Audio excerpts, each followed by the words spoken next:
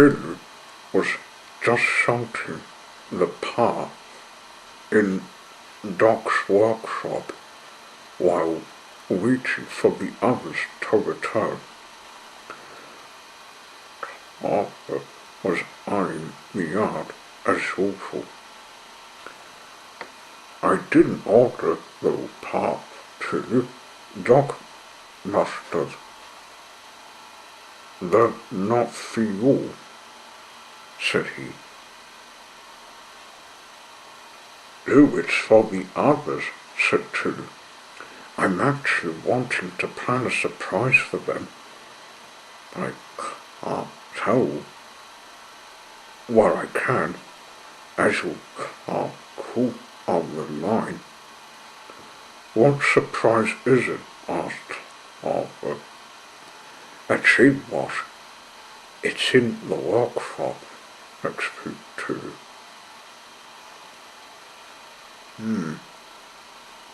Can do with one, but I was half listening as I spotted another poor engine coming to the yard.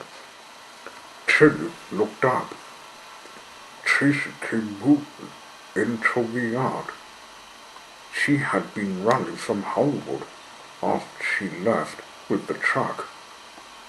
I followed through Tillie. 3 days in Hollywood I worked, shouting, and was to live somewhere in the woods, so I tried being a shunter, said she.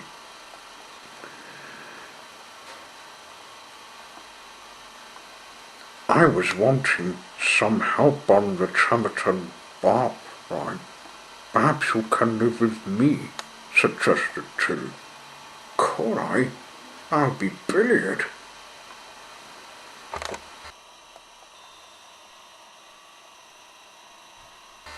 It was getting late, so we settled in the shed.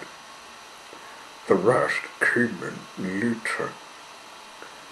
They were surprised to see Tracey. 2 little blue engines. Is she shouting us? Asked Pete. I'm not.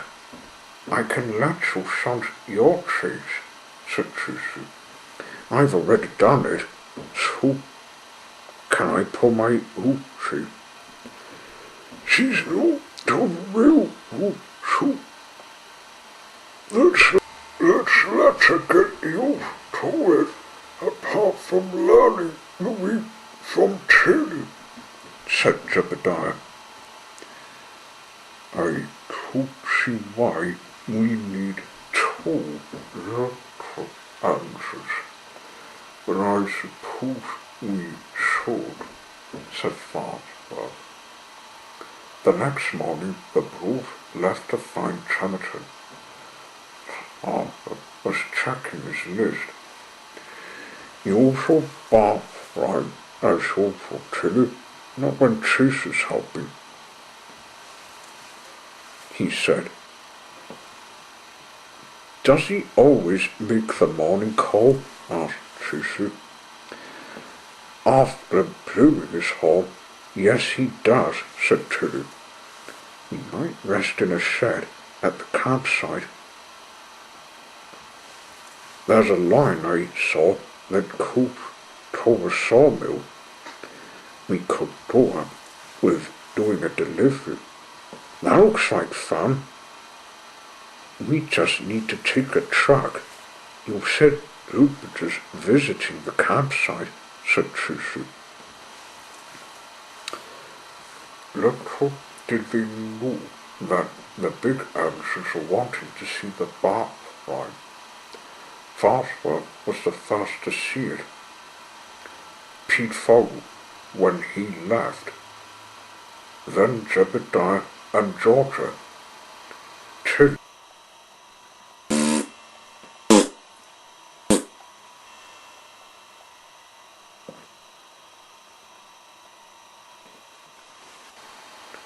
Tillie and Tracey went over the mountain to the other side of the crossing the wooden bridge. You were lucky not to fall when the bridge broke, said Tracey. I didn't get a landslide on me when I pulled the tree.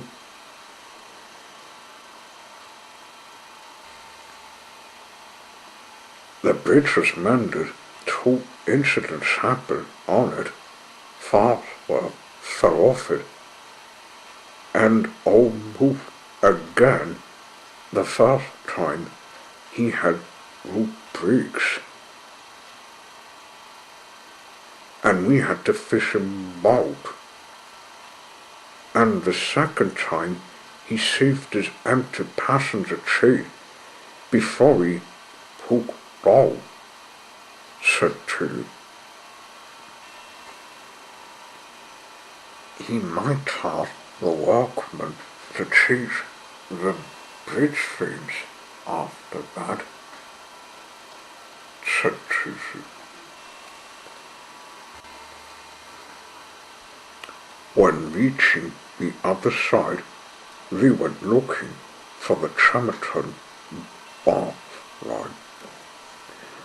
After a number of 2 miles, we came to the station. Tillie was on the platform as usual. Hello, Tillie. Oh, hello, Tracey. I don't remember seeing you when I was looking for criminals, said the team lead. Oh, Bob. No, me. Tillie said you work as station mistress, said Tracey.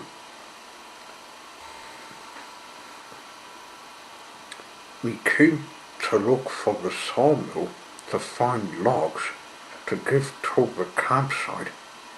It doesn't have much in its wood stock, said Tillie. I saw that too. You might give it a shot. The sawmill I visited with checking and mending was working, but tell it off. Good luck. So we went looking for the sawmill after the campsite was visited from them when we passed through it.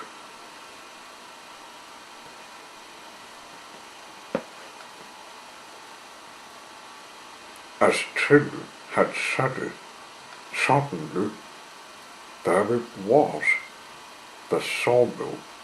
We soon got to work straight away with the foreman who was caretaker at the campsite.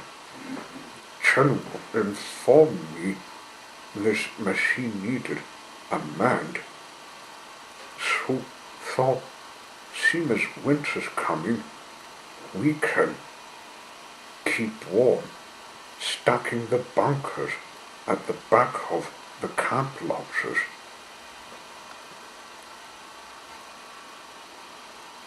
Said he, maybe to Gooseby.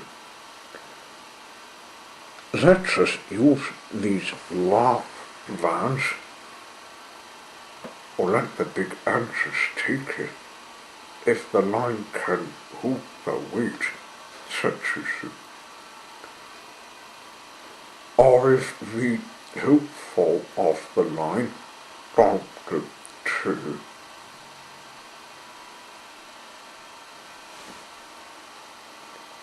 Father and the other big engines came to Tremerton Station. He remembered coming here, but the second time today he wanted to see this campsite. We'll go one at a time, such as me, that goes first. One needs to run light and low, said Father. So he did. he came to a myrtle heading towards the woodlands. He went at a normal speed. Gordon, he remembered, told him barflies couldn't handle heavy big engines. That lesson or wisdom was given to him when he, Tillie, and the rest were on Tasman Shore. He arrived at the edge of the woodland, and when rooting in it, the campsite was the first thing to his eyes when he discovered it and stopped. It was empty, except he heard some activity. What's up there? He wondered. When peeking to the edge of the campsite, he saw what was making the noise. He arrived at a sawmill site, catching Tillie and Tracey with their tracks. That's odd. We do expect big engines to come on my barn, Brian, exclaimed Tillie. Any engine has to see what's wrong, said Farnsworth. I went carefully, watching the track in case it crumbled. We were trying to pull, but even with 12 hours, it didn't budge. You can take it. Just need the weight to not weaken the road, said Tracey.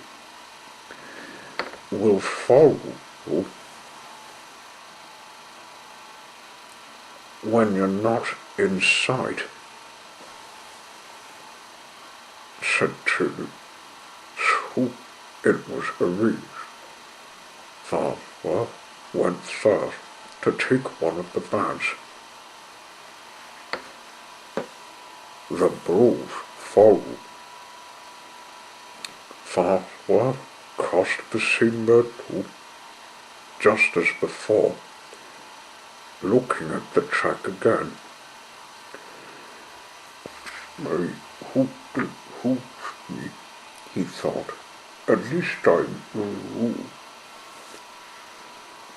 Tillie and Tracey were close behind.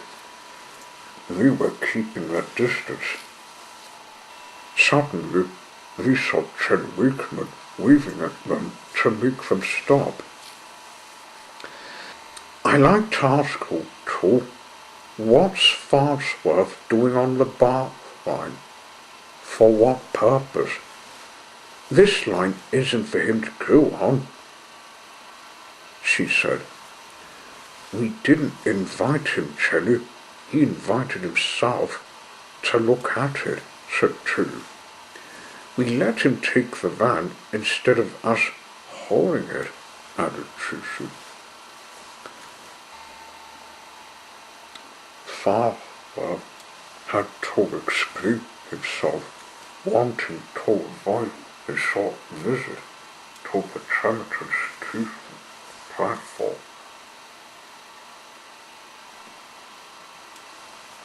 With this long delivery developing, the foreman asked me if I could prop up the line after seeing Farnsworth trying it. So you two will help with the track cheese, said Tillie. So after the logs were delivered, the bros and big engine started giving them up on the push to let push big and small to share it, starting with 10 of them. Father gave it a cool. So did Pete, Zebediah, and Georgia when it was finished. "You most struggles, Russ can get through easily," said Tracey. "And the bar line still can run, even when Jupiter's candy," said Tillie. They all went who told the real out after taking one last log delivery. Harper was waiting for them. He had something for Tillie's old friend.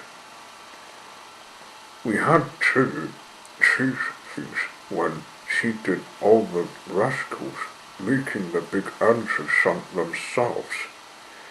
We all help with her. You're not truly a living her.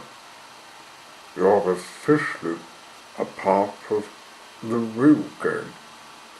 He handed her a cool cap for hauling logs, plus letting the big answers ease the rush. "Welcome aboard," she said. "Your visit turned out to be a movie," said Tillie. "Thanks, Tillie." "Oh, 7 of us is enough," said Tracey with a giggle.